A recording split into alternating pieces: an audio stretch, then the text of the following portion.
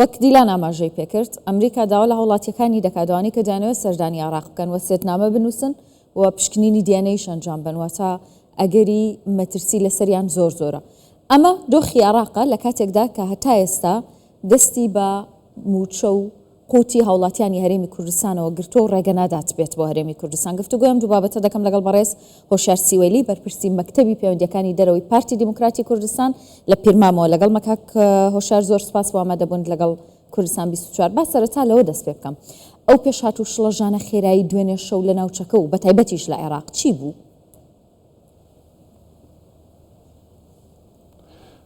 زۆر سپاسم کارتان باش. بەڕاستی کێشەی نێوان ئەمریکا و ئێران کێشەیەکی تازە نییە، کێشەیە لە کۆنەوە هەیە بەتایبەتی لەسەر پەرەپێدانی چەکی ئەتۆمی یاخود چەکی ناوچی و پیتاندنی یۆرانیۆم دەمێکە لە سەردەمی ئۆباما و دواتریش ئەم کێشەیە هەر بەردەوام بووە و ئێستا ماوەی 2 مانگ دراوە بە کۆماری ئیسلامی ئێران تا لەگەڵ ئەمریکا ڕێبکەوێت دەربارەی پیتاندنی یۆرانیۆم و ئەمڕۆ کۆتایی ئەو 2 مانگەیە و لە هەمان کاتە ئێمە ئەزانین 15 مانگیش دیسانەوە وا بڕیارە جارێکی تر هەردوو لە عومان گفتوگۆ و دانوستانەکانیان پەرە پێ بدەن. بەڵام پێشاتێکی زۆر مەرترسیدار بۆ ئەو پەیوەندیانە بۆ ئەو کێشەیە دروست بووە ئەویش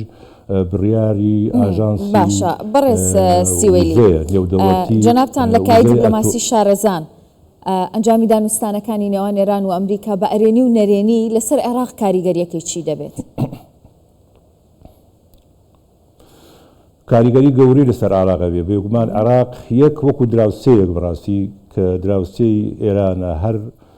ئاژاوە و جەنجێک لە ئێران ڕوودا بێگومان کاریگەری لەسەر دراوسەکانی ئەبێت. دوو لە ڕێگەی ئەو پەیوەندیە بەهێزەی کە لە نێوان ئێران و لە نێوان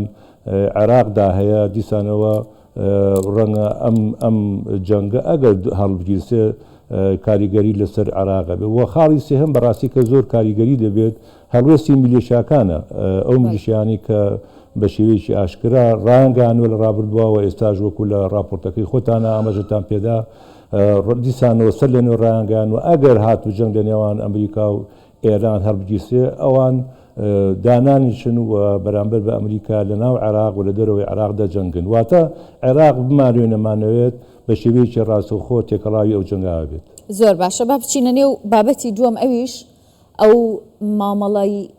بەغدا بەرامبەر بە هەرێمی کوردستان یعنی عەقڵیەتی بەردەوامی ئەو جۆرە مامەڵەی بەغدا کە لەگەڵ هەولێر دەیکات لە چیەوە سەرچاوە دەگرێت؟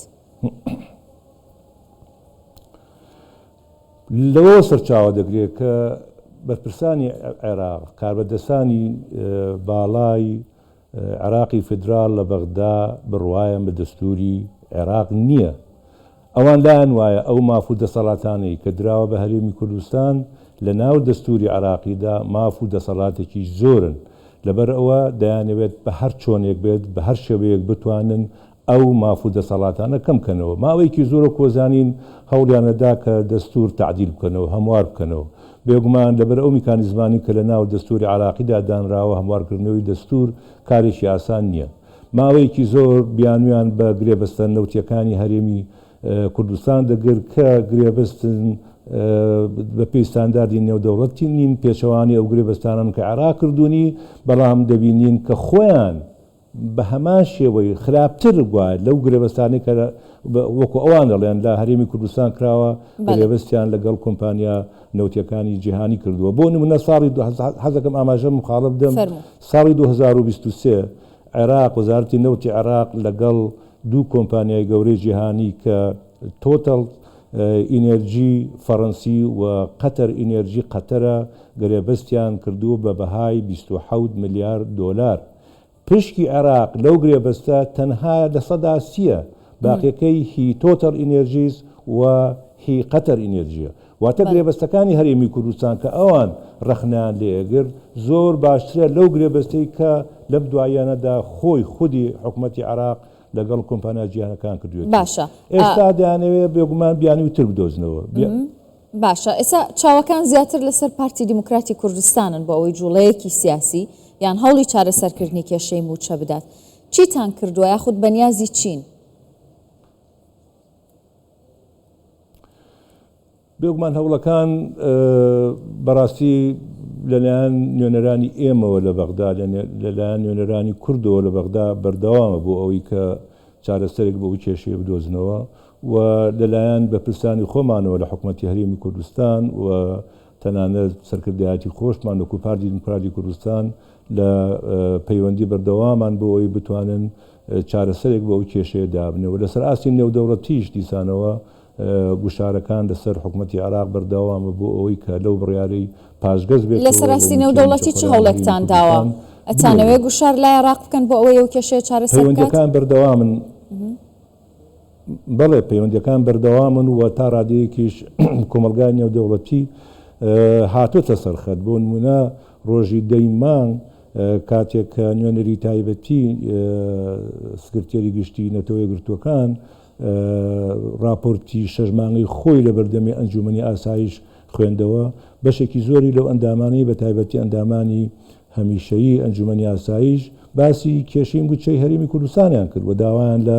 حکوومەتی عراق کرد کە ئەو کێشەیە بە شێوەی دایالۆگ بە شێوەیەکی ئاشتی چارەسەر بکەن. بە ئەوەش بڵێم کاکوشیار پێتان وایە محەممەد حەسان هاوشێوەی پلاس خارد دەستی یاخود پەنجەی خست بووە سەر کێشەکانی نێوان هەولێر و بەغدا لە راپۆرتەکەی کە باسی کردبوو؟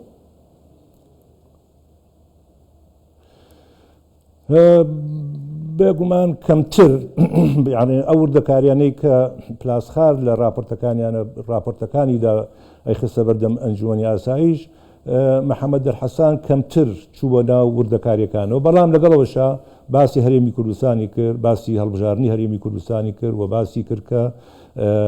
لەو بڕواایەدا هەرێمی کوردستان بتوانێت حکوومەتێک کە خزمەتی هەرێمی کوردستان و خزمەتی عراق بکە پێک بهێنێ و داواشی کرد کە ئەو کێشانەی هەیە لە نێوان بەغدا و هەولێر بە شێوی وەرەسەر بنەمای دەستور چارەسەر بکرێت بۆ شێوەی ئاماژەی پێدا، بەڵام ڕەنگە وەکو باسم کرد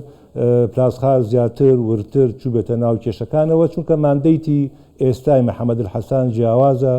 خۆمانەزانی یونامی لە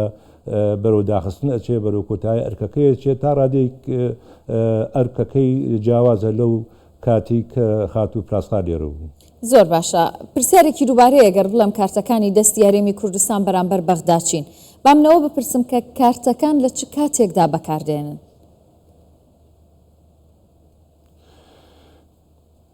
بەڕاستی ئەمە نازانم تا چقا دێگەشتێتەوە ئاستی کە ئەگەر ئەو کارتانە هەبن بەکار بهێنرێن، چونکە گفتوگۆکان تا ئێستا بەردەوامن، تا ئێستا هەرێمی کوردستانیش حکوومەتی هەرێمی کوردستان ئەتوانم بڵێم مەیوز نەبووە لەوەی کە گفتوگۆکان دانیشتنەکان و هەوڵەکان چ لە ئاستی ناو عێراق بێت چ لەسەر ئاستی دەرەوە بێ بێئەنجام بن، لەبەرەوە هەوڵەکان بەردەوامن و من لەوە بڕوایادام کە لە ئەنجامە حکوومەتی عراق وەزارەتی دارایی عراق ناچار دەکرێت کە موچەخۆرانی هەرێمی کوردستان بنێرێ، بەڵام لە بیریشمان نەچێت هەمیشە وەکو گوشارێکی سیاسی لەسەر هەرێم ئەمێنێتەوە، وەکو وتم لەبەرەوەی بڕوایان بە ئەو مافانە نییە کە لە دەستوری عراقیدا جێبەجێ کراون. لەبەرەوە ئەم گوشارە سیاسیە بەردەوام ئەبێت و پێویستە هەردوو لا بەغدا بێت چه هەولێر بێت لەسەر چەند خاڵێکی هاوبەش ڕێ بکەون بۆ ئەوی چیتر لەمە دووە مەسەلەی موچەخۆران و بڕینی موچەی موچەخۆران نەبێتە گوشار و کارتێکی سیاسی لە کاتی پێویستە هەر کاتی عراق یا بەغدا ویستی بەکاری بێن. بەشەوەی دانین کە ئەم مانگەشت بەهۆی گفتوگۆکان و بەهۆی گوشارەکانەوە چارەسەرکرا، بڵام چ گرنتیەک هەیە بۆ هەشمانگی داهات و ئەم کێشەیە بۆ موچەی موچەخۆرانی هەرێمی کوردستان دروست نەکات بەغدا؟ بەڕاستی ئەمە تەمان هەرچەندە ئەمە پێشتر گلێمان لە دادگای فیدرالی کردووە کە تا ڕادێک لەو بڕیارانی کە داوێتی بێلایەن نەبووە، بەڵام دیسانەوە کێشەکە چۆتەوە بەردەم دادگای فیدرالی و پێویستە بە هەموو شێوەیەک نوێنەرانی هەرێمی کوردستان هەوڵ بدەن لەو دادگایە ناڕەوایی ئەو بڕیارەی حکوومەتی عراق بسەلمێنن بۆ ئەوی قەناعەت بە دادگای فیدرالی بکەن کە بڕیارێک دەبکات لە بەرژەوەندی هەرێمی کوردستان و موچەخۆرانی هەرێمی کوردستان بێ وەک وتم دیسانەوە لە لایەکی ترەوە گفتوگۆکان پەیوەندیەکان لەگەڵ حکوومەتی فیدرالی بەردەوام ئەبێت تا بتوانین چارەسەری بۆ ئەو کێشەیە بدۆزینەوە. بەڵام حکوومەتی عێراق دیسانەوە ئەوە دووپا دەکەمەوە کە هەمیشە هەوڵی داوە هەوڵەدات وە گوشارێکی سیاسی مەسلەی موچە و قوتی خەڵە بەکار بهێنێت. ئێمە پێویستمان بەوەی لە ناو خۆمانە بەڕاستی پشت زیاتر بە تواناکانی خۆمان بەستین، پێویستە پەلە بکەین لەوەی کە حکوومەتی هەرێمی کوردستان پێک بهێنین بۆ ئەوەی وەکو حکوومەتێکی یەکگرتوو کە